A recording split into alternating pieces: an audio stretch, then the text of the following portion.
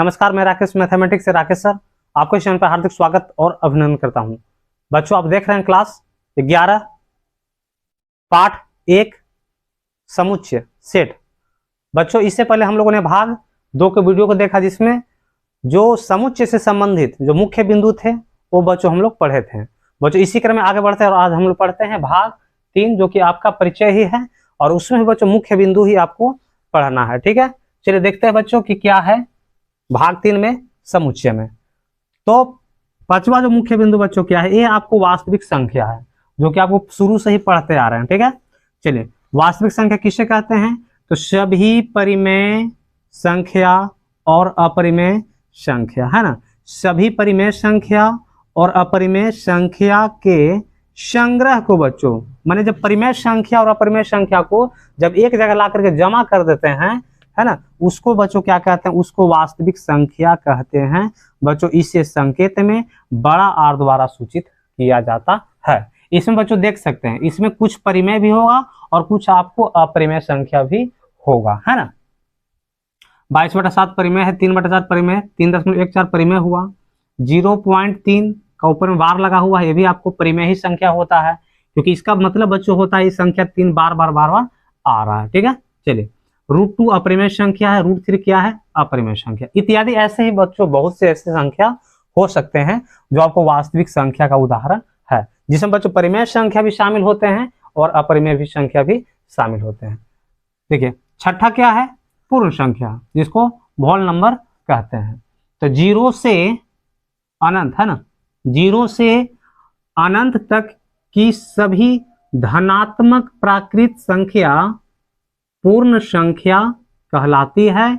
इसे बच्चों W द्वारा सूचित किया जाता है।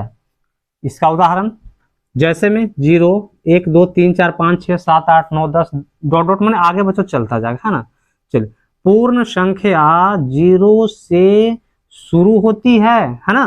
पूर्ण संख्या बच्चों जो होती है 0 से शुरू होती है और अनंत तक जाती है।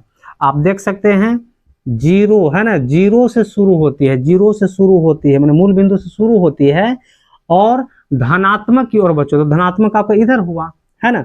1, 2, 3, 4, 5, 6, 7, 8, 9, 10 डॉट डॉट डॉट डॉट आगे बच्चों चलता जाएगा। ये आपका पूर्ण संख्या होता है। ठीक है बच्चों, तो देखते हैं अगला बिंदु क्या कह रहा है, अगला मुख्य बिंदु। हाँ तो बच्चों आगे चलते हैं, है ना। चलिए, तो आपका अगला मुख्य बिंदु आपको है अभाज्य संख्या बच्चों। ठीक है, तो अभाज्य संख्या किसे कहते हैं? तो वैसी संख्या जो स्वयं का मतलब बच्चों क्या होता है? अपने आप से, है ना। स्वयं और एक के अलावा किसी और संख्या से विभाजित न हो, है ना।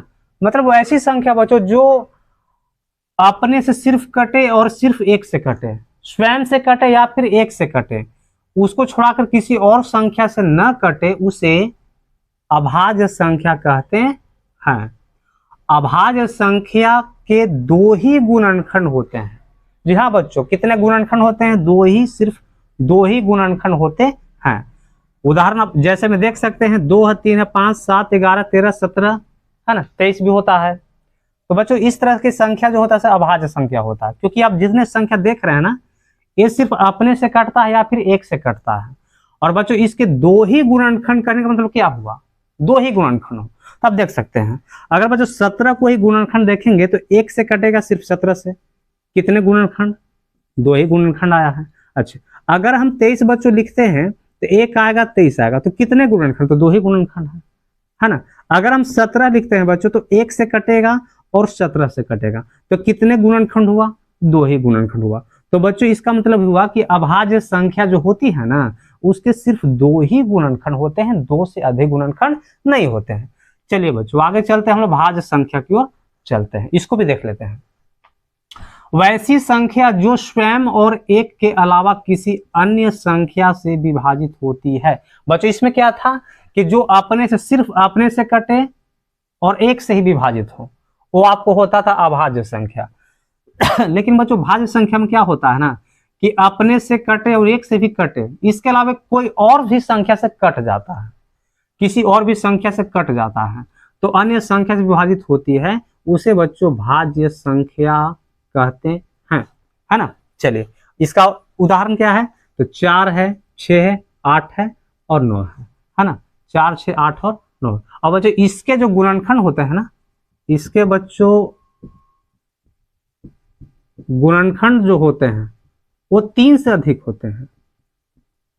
3 से क्या होते हैं, नहीं सॉरी 2 से अधिक होते हैं। 2 से क्या होते हैं, अधिक होते हैं। अब कैसे, कैसे देखिए, अच्छा 4 है, 4 का बच्चों गुणनखंड करेंगे तो 1 से कटेगा, अच्छा ठीक है, 2 से कटेगा और 4 से भी कटेगा। तो बच्चों कितना इसका गुणनखंड हुआ, तो 3 हो गया। तो क्या 2 से अधिक नहीं हुआ, तो 2 से अधिक हुआ बच्चों। तो 2 से अधिक गुणनखंड होते हैं किसके, तो भाज्य संख्या के। और भी इसका मान लीजिए 16 ही देख लीजिए, 1 से कटेगा, ठीक है, 2 से कटेगा, 4 से भी बच्चों कटेगा, 8 से भी कटेगा, 16 से भी कटेगा। अब बताइए इसके कितने गुणनखंड हो गए, 1 2 3 4 5 गो गुणनखंड हुआ। तो 2 से तो अधिक ही ना 5 है।